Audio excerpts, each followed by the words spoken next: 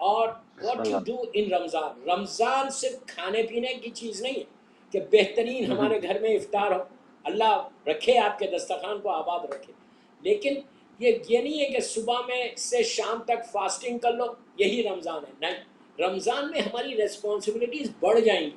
ہر مسلمان کی ریسپانسبلٹیز بڑھ جاتی ہے کہ آپ کو کرنا کیا ہے. صرف فاسٹنگ کا نام رمضان ہے یا کوئی اور چیز ہے رمضان؟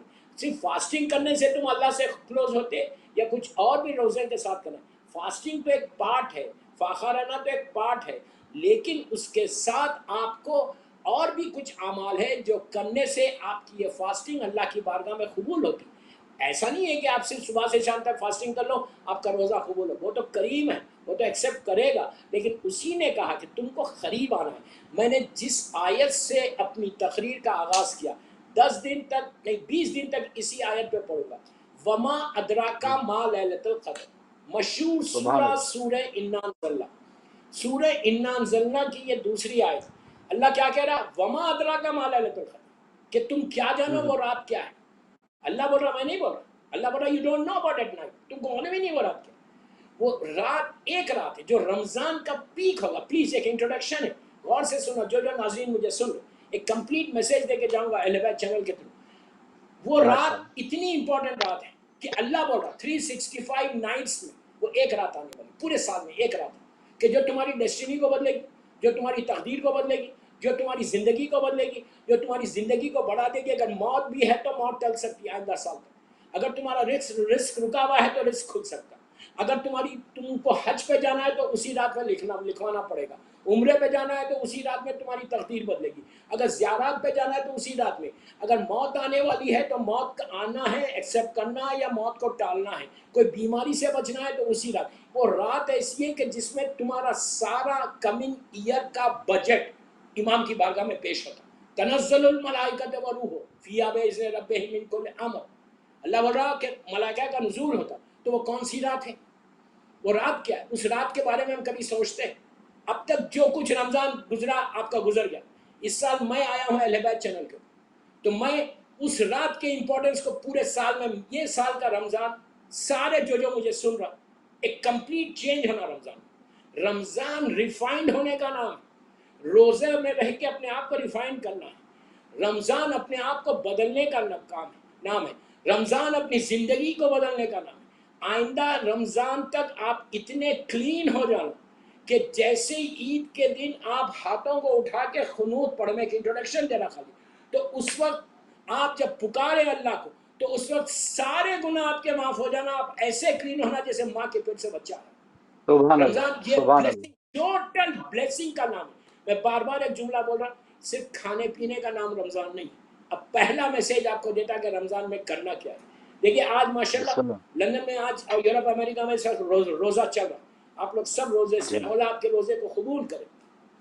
اور آپ کو آمین. پتا ہے کہ لندن کے روزے تو بہت بڑے بڑے روزے ہیں بھائی. 8:30 9 بجے آپ کا افطار ہوگا، تو کافی جی. اتنی آپ محنت کر رہے ہیں. صبح سے شام تک آپ بھوکے اور پیاسے ہیں. آپ یہ بولیے جب آپ افطار پہ بیٹھے، اگر خدا نہ خواستہ کوئی بول دے آپ کو آج کا روزہ تمہارا قبول ہی نہیں ہوا، تو آپ کی کیا حالت ہوگی؟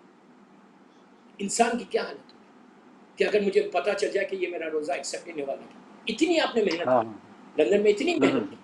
تو اس کے لیے آپ چاہتے ہیں کہ آپ افطار میں بیٹھے کھائے، پہلا افطار کو شروع کریں اور آپ کو یہ آواز آئے کہ تیرا یہ روزہ آج کا قبول ہو جائے.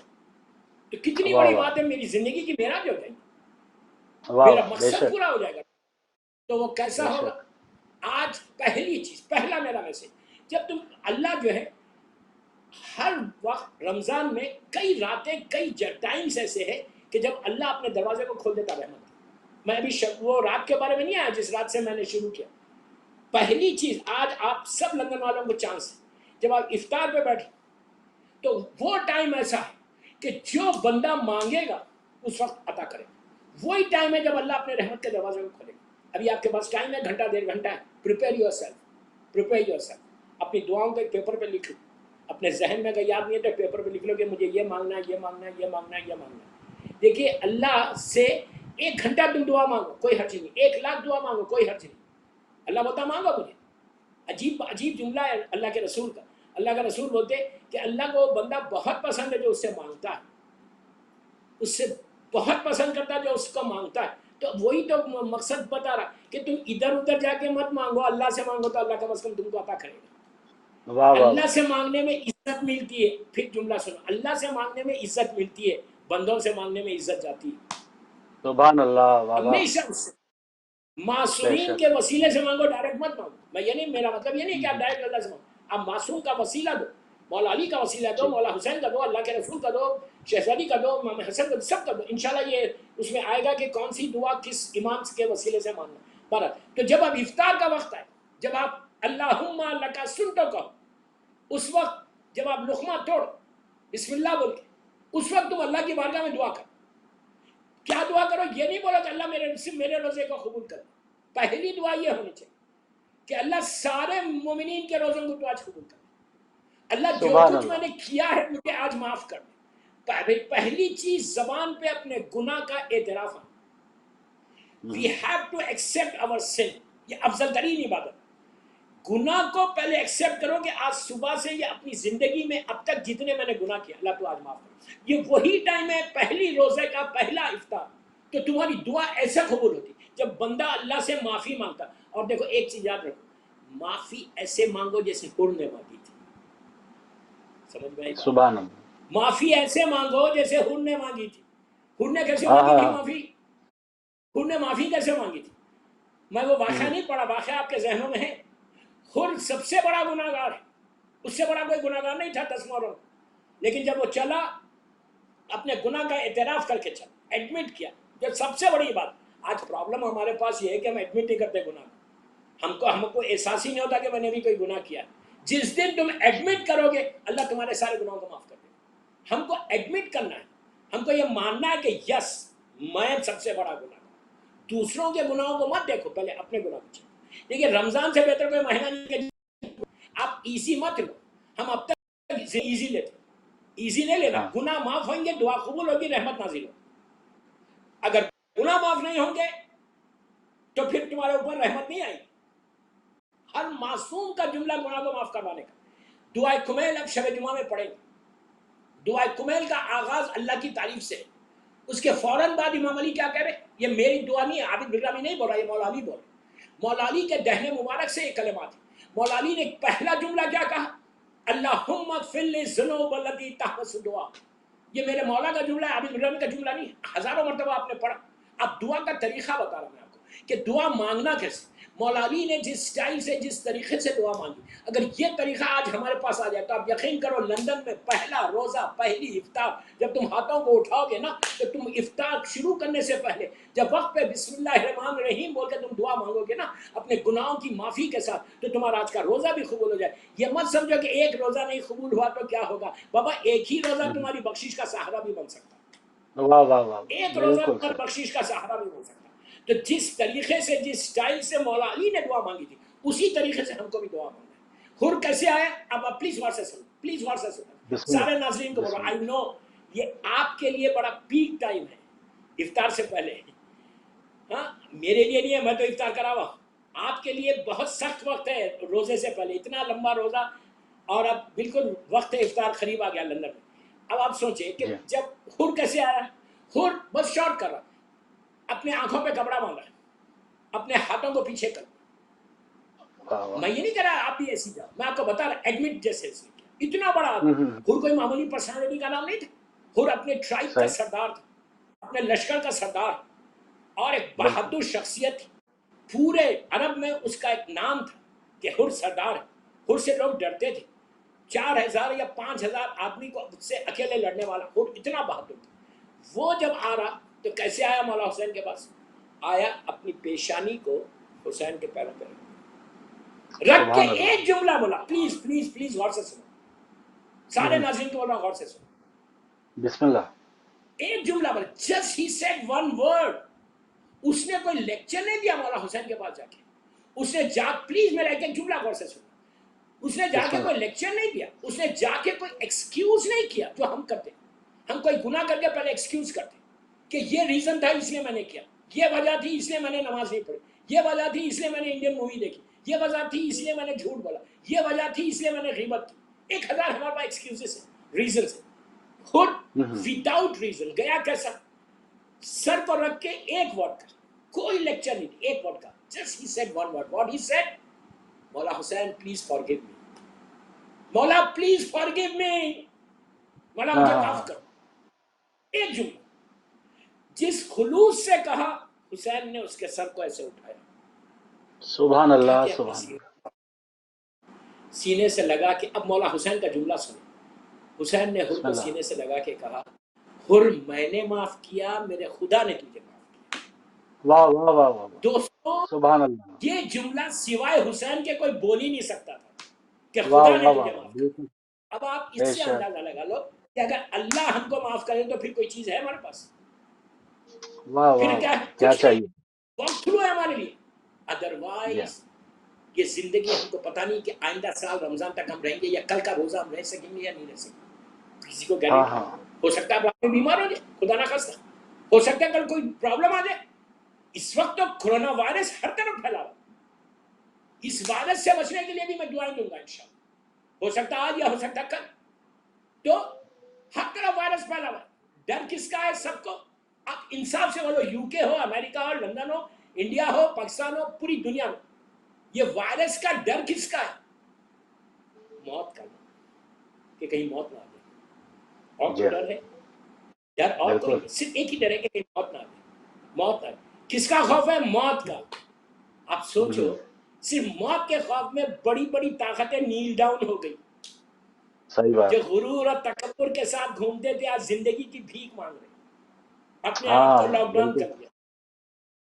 अब यहाँ मौला अली का जुमला मुझे याद आया. अली ने कहा कि तुम मौत से क्या डरते हो यार, मौत खुद तुम्हारी हिफाजत करती है.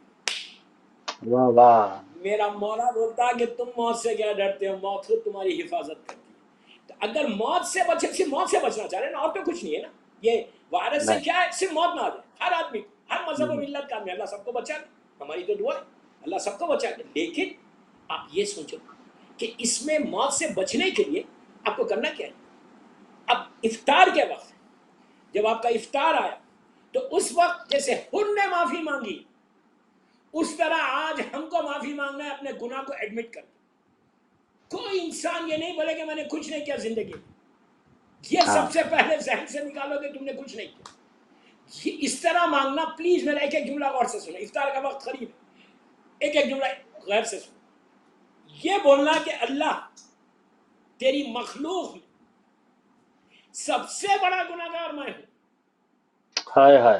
अल्लाह तेरे बंदों में सब, ये इतनी इनकिसारी लाना, इतना डाउन टू अर्थ होना कि अल्लाह सबसे बड़ा गुनाहगार मैं हूं.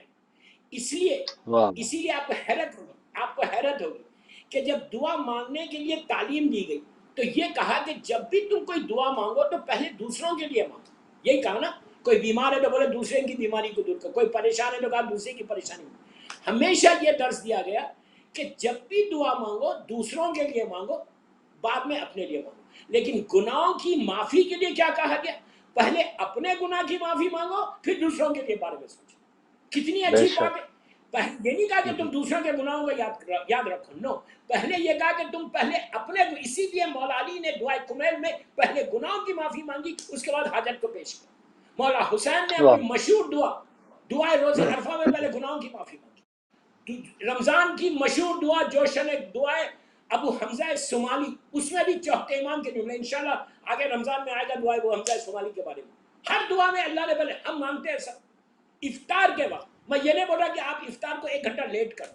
एक ही जुमला बोलो यार, एक ही जुमला बोलो कि परवरदिगार मैं बहुत बड़ा गुनाहगार हूं, तू मुझे आज माफ कर दे, मुझे माफ कर. Just forgive me, forgive me, forgive me, forgive me, forgive me.